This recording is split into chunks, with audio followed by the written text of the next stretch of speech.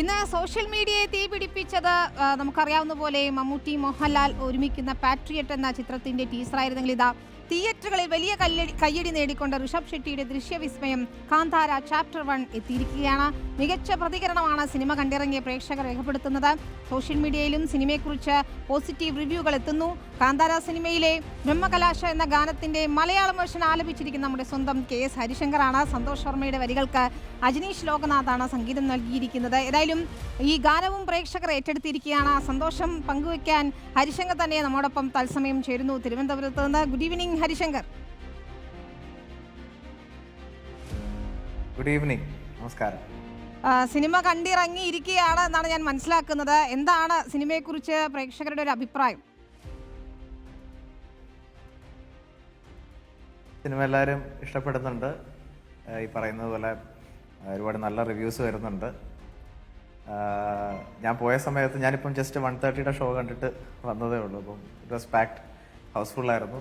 എല്ലാവരും എൻജോയ് ചെയ്തു. എസ്പെഷ്യലി അതൊരു സ്റ്റോറി ടെല്ലിംഗ് ആയിട്ട് പോകുന്നൊരു പടമാണ്. അപ്പോൾ ഫസ്റ്റ് ഹാഫ് ആ ഒരു ക്യാരക്ടർ ഫോർമേഷനും സെക്കൻഡ് ഹാഫ് ടുവേർഡ്സ് ദി എൻഡാണ് ആ ഒരു ഹൈ കിട്ടുന്നത്. അപ്പോൾ ഇറ്റ്സ് എ മസ്റ്റ് വാച്ച് തന്നെ ഞാൻ പറയും. തിയേറ്റർ എക്സ്പീരിയൻസ് ആണ്.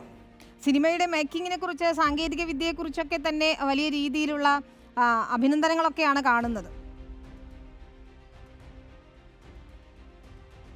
അതെ അതെ അതെ, ഒരു ബിഗ് സ്കെയിൽ മൂവിയാണ്.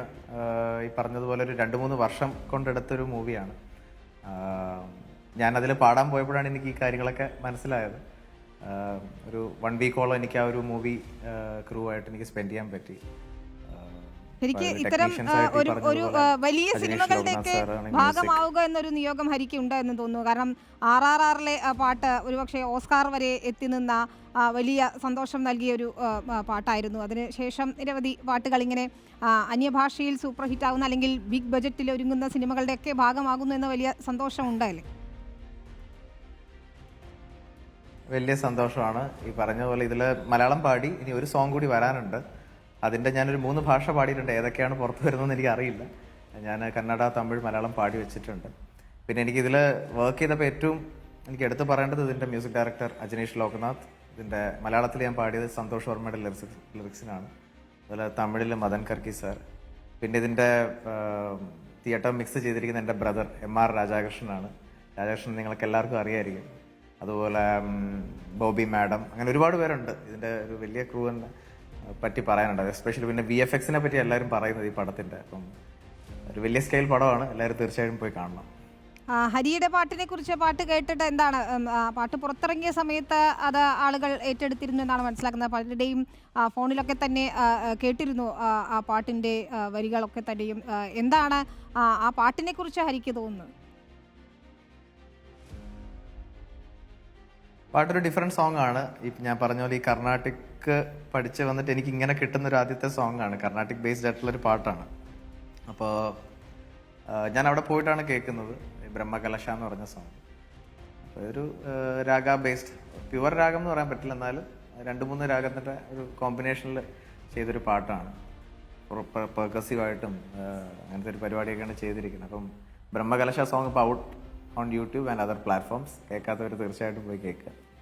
തീർച്ചയായും ഇങ്ങനെ ഇരുന്ന് പാടുമ്പോൾ അതിന് സാങ്കേതികമായ ചില പ്രശ്നങ്ങൾ ഉണ്ടാകുമെന്നറിയാം. എന്നാലും ഹരിയെ പാട്ട് പാടിക്കാതെ വിടാനാവില്ലല്ലോ. എന്തായാലും 2 വരി പ്രേക്ഷകർക്ക് വേണ്ടി പാടുമെന്ന് പ്രതീക്ഷിക്കുകയാണ്. തീർച്ചയായിട്ടും തീർച്ചയായിട്ടും. അതിൽ ഞാൻ പാടിയ 2 വരി ഒന്ന് പാടാം. എൻ്റെ ഇൻ ബിറ്റ്വീൻ. ദേഹമാണറിയൂ ദേവന്റെ നിലയം, ലോകാനുഗ്രഹമോ ദൈവാനുഗ്രഹവും, പ്രണവസ്വരൂപ തേജോമയനേ പുണ്യസഞ്ചയമേ പരമസുഖം, യത്ര ശ്രദ്ധാ ച ഭക്തി തത്ര ലഭതേ ജയന്തം ദേവചിത്തം, അറിയില്ല ശിവനെ ഭക്തിപാതകൾ. എന്തായാലും ഒരു ഡിവോഷണൽ മൂഡിൽ ബ്രഹ്മകലശിലെ ഒരു ഏതാനും വരികളാണ് ഞാൻ ഇപ്പോൾ പാടിയത്. അതെ, ഒരു ഡിവോഷണൽ മൂഡിൽ കൂടിയുള്ള ഒരു പാട്ടാണെന്ന് തോന്നുന്നു അല്ലേ?